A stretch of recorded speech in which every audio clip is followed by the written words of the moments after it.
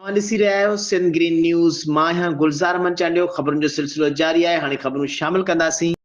ठटे खां रिपोर्ट कर रहियो आहे अकबर दिलवाणी। सिंध कल्चर फोरम पारां तालीम बचायो जागरता मुहिम जे सिलसिले में ठटे वेझो समा हाउस ते फर्शनास उस्ताद ऐं क़ौमी कारकुन उस्ताद रहमतुल्लाह समो जे तालीमी ख़िदमतुनि जे मनता तौर साण सरही सांझ मल्हाई वई।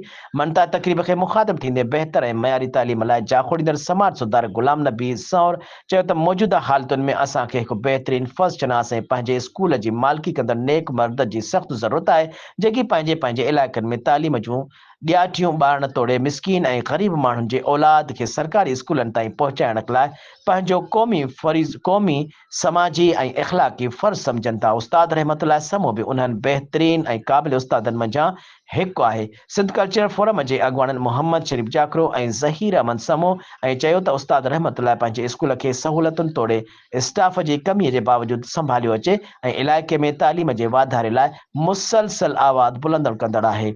सिंध कल्चर फोरम तालीम बचायो जागरता मुहिम ज़रिए सिंध में सरकारी स्कूलनि जी मालिकी करण लाइ जागरता मुहिम पैदा करण जी कोशिश करे रहियो आहे। सिंध तरक़ी पसंद पार्टी तालके ठटे जे सदर साबरनो समो ऐं कामरेड मोहम्मद खान समेत चयो त सिंध जी सरकारी स्कूलनि खे के बि सहूलियतूं मुयसर न आहिनि। तंहिं हूंदे बि समूरी सिंध में उस्ताद रहमतुल्लाह समेत जहिड़नि उस्तादनि ऐं तालीमी रज़ाकारनि जे करे बहितर ऐं मयारी तालीम जे हासिलात मुमकिन बणियल आहिनि। उन मौक़े ते उस्ताद रहमतुल्लाह समो जे 52 जनम ॾींहं जो केक पिणु कटियो वियो।